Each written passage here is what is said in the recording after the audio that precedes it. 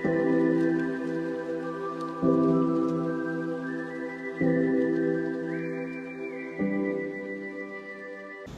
jina la Baba, la Mwana na Roho Mtakatifu, na Bwana awe nanyi. Leo tunaadhimisha Dominika ya 21 ya mwaka wa Kanisa, na masomo yetu ya leo yanatukumbusha kuhusu kumjua Mungu, kuweza kumpenda na kutumikia katika maisha haya yetu. Mungu huyu ambaye tunamtafuta, huyu ambaye tunamwenzi katika maisha yetu, ndio huyu ambaye tutuvika mavazi mazuri, ndio huyu ambaye tupatia mshipi tujifunge katika viuno vyetu, na kutupatia mamlaka, atupatia nguvu na uwezo. Na hii inatukumbusha vile tulivyofundishwa katika katekisimu. Kwa nini Mungu alituumba? Mungu alituumba ili kwanza tuweze kumjua, baada ya kumjua tuweze kumpenda, na baada ya kumpenda tuweze kumtumikia tukiwa katika ulimwengu huu. Kumtumikia Mungu na kumpenda ni hiyo kitu cha muhimu na cha maana katika maisha yetu. Swala tunapaswa kujiuliza katika masomo ya leo ni hili: wewe unamjua Mungu ni nani? Unamjua yule ambaye anakupatia hizo kazi uko nazo ni nani? Yule ambaye alikupatia familia unamfahamu? Na yule ambaye amekuwezesha ukafika pale ambapo umefika unamfahamu, unamjua? Na kama unamjua, basi jua atakupatia mamlaka na uwezo. Hawezi kukuaibisha kwa sababu umetengeneza urafiki na yeye. Tutengeneze urafiki na Mungu kwa kumjua na kumtumikia na kumpenda kila mara. Somo letu la kwanza natoka katika kitabu cha nabii Isaya sura 22 aya 19 hadi 23. Na tunaona ni nabii Isaya anazungumzia ama anatumiwa na Mungu kuelekeza huyu Eliakimu kuwa mfalme. Mwanzoni kulikuwa na huyu alikuwa anaitwa Shebna. Alikuwa anaambia mfalme asiweze kutegemea Mungu, lakini aweze kwenda vita na watu wa Ashuru, achukue majeshi ya hawa wa Farao ili waweze kwenda kwa vita. Lakini akakataa kumtegemea Mungu, akategemea nguvu zake, akategemea uwezo. Nataka mfalme aweze kufanya vile anavyotaka huyu Shebna.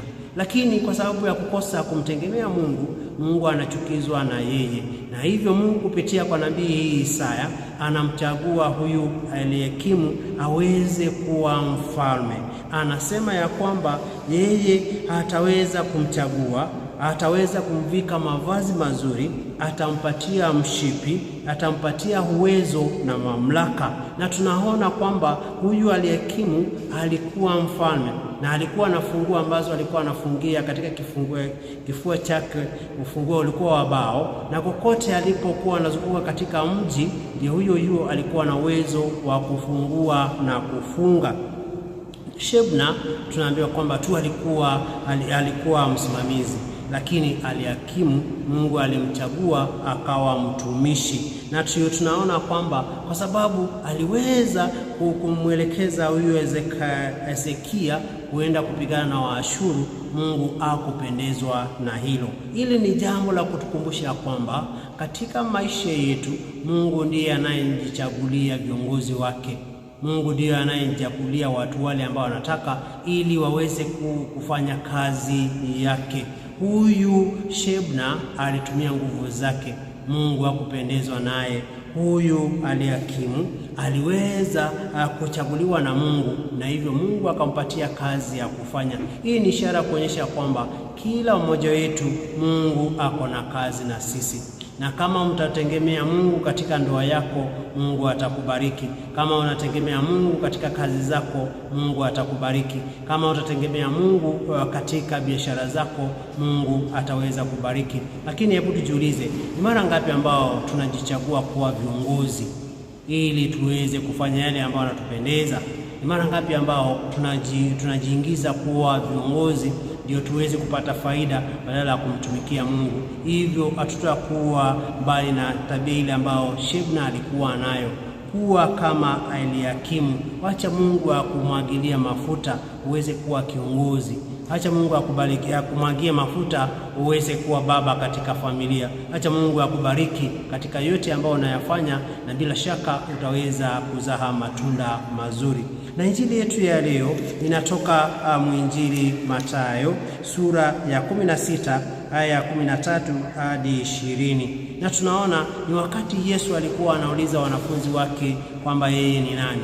Alienda ule mji wa Kaisaria Filipi, na huyu mji ulikuwa mji wa pagani.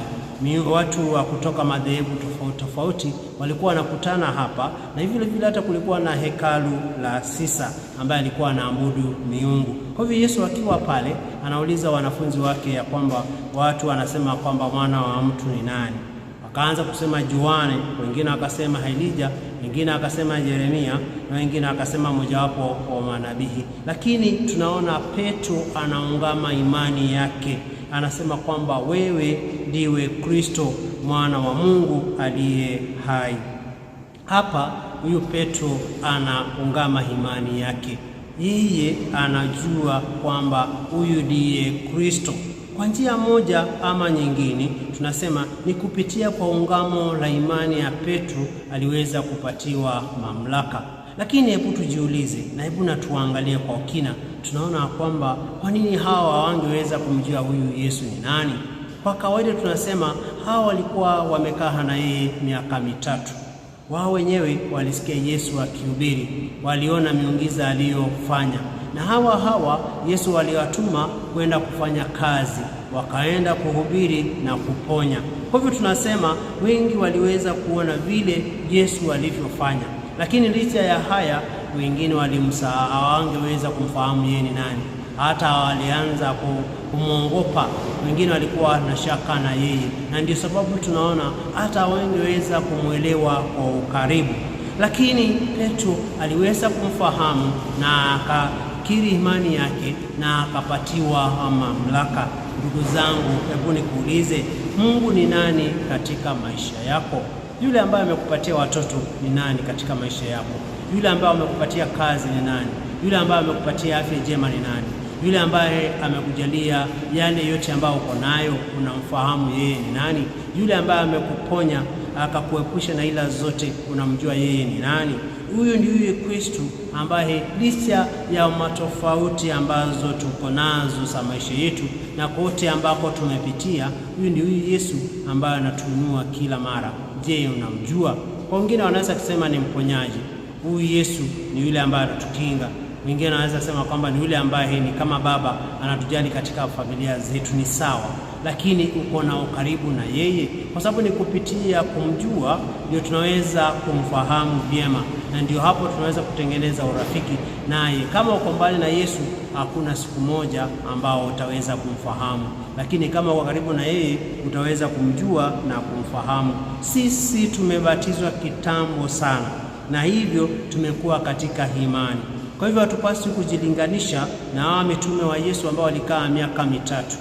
Tunapaswa kuwa tunamfahamu na tunapaswa kuwa tunamjua na tunampenda na kumtumikia kila wakati. Na wakati ambao tunamjua na kumpenda, alitupatia mamlaka katika maisha yetu. Petro alipatiwa mamlaka, alikabidhiwa funguo. Chochote ambacho alikuwa anafungua kilikuwa kimefunguliwa, chochote ambacho alifunga kilikuwa kimefungwa. Kupewa funguo ni ishara ya mamlaka. Kama tunamjua Yesu ni nani, alitupatia mamlaka katika maisha yetu. Petro ndio huyo ambaye tunasema alikuwa baba, na ndio sababu tunasema kwamba yeye ndiye alikuwa baba wa kwanza, kwa sababu kupitia kwake kanisa lile ambalo tumo ndio tunajua ndio baba mtakatifu wa kwanza, na yale yote ambayo anayafanya ni kwa ajili ya ule upendo na zile nguvu alipatiwa na huyu Yesu Kristo, na ndio kuanzia kwake tuliweza kupata mababa wengine, na hivyo hivyo akapatiwa uwezo wa kusamea dhambi. Watu wengi wanauliza kwa nini mapadi waweze kusamea watu dhambi? Sio kwamba tunafanya hivi kwa nguvu zetu, lakini Mungu ametujalia hayo mamlaka kupitia kwa Petro, tuweze kusamehe, tuweze kuongoza watu kwa msamaha. Tunajua kwamba ni Mungu mwenyewe anayetusamehea dhambi, lakini sisi tumesimama katika hiyo kiti cha huyu Yesu Kristo, ili kwa nguvu ambazo alitupatia na ile mamlaka alitupatia watu waweze kupata msamaha wa dhambi zao. Sio kwamba sisi tunasamehea dhambi, sio sisi tunawasamehea dhambi, ni Mungu anasamehe watu dhambi zao. Sisi tunasaidia ili watu waweze kupata hizo neema za Mungu. Kwa hivyo Petro aliweza kupatiwa mamlaka. Ndugu zangu, ukijua Mungu ni nani, atakupatia mamlaka katika maisha yako, mamlaka ya kukemea mapepo, mamlaka ya kuweza kumfutilia mbali shetani, mamlaka ya kuweza kukataa hila zote na nguvu za giza, mamlaka ya kuweza kuwa na uwezo wa kusali, uwezo wa kutenda matendo mema. Tumeona kwamba tunajua Mungu yule ambaye ametubariki katika maisha yetu na yule ambaye tunamwenzi. Lakini hebu jiulize, nao watu wanasema kwamba wewe ni nani? Watu wanasema kwamba wewe ni vitu gani ambavyo unafanya? Na sio hayo tu, wewe ni nani katika familia yako? Wewe ni nani kama baba? Wewe ni nani kama mama? Wewe ni nani katika kanisa? Watu wanaweza sema kwamba wewe ni mtu wa namna gani. Labda wengine watasema wewe ni mlevi, ama wewe ndio unavunja ngoma za watu, ama wewe ndio unaua watu, ama wewe ndio unafanya watu wakosane, ama wewe ni mkorofi. Mambo mengi wanaweza kuyasema kuhusu wewe. Lakini kwa nini wakusemee hivyo?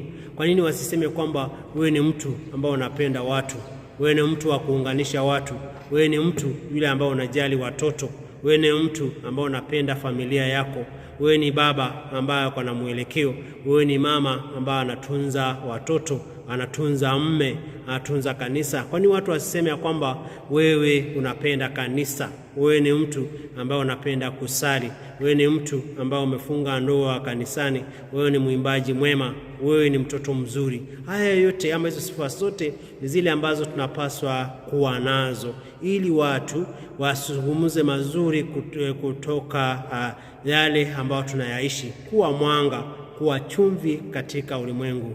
Jiulize wewe leo, watu wanasema kwamba wewe ni nani? Na kama ni sifa nzuri, basi endelea na kusiweka. Kama ni baya, sirekebishe. Tuweze kumuiga vile tumesikia msaburi akituambia siku ya leo. Bwana, wema wako ni wa milele, usiache kazi za mikono yako. Bwana, wema wako ni wa milele. Tumsifu Yesu Kristo. Tuombe. Baba mwema, tumetuunganisha mioyo yetu kama waamini katika nia moja. Wawezeshe watu wako wapende unayoamuru na kutamani unayoahidi, ili katika ulimwengu huu geugeu mioyo yetu iwe imejikita kule kunako furaha za milele. Natomba hayo kwa njia ya Kristo na Bwana wetu. Na Bwana awe nanyi, na wabariki Mungu Mwenyezi, Baba na Mwana na Roho Mtakatifu. Na watakia Dominika njema. Usisahau kusubscribe channel yetu na vile vile kushare, na hata unaweza kucomment Living Word Homilies ili tuweze kuendelea na kutangaza neno la Mungu na hizo sifa za Mungu ziweze kuenea katika ulimwengu mzima. Asanteni na Mungu awabariki.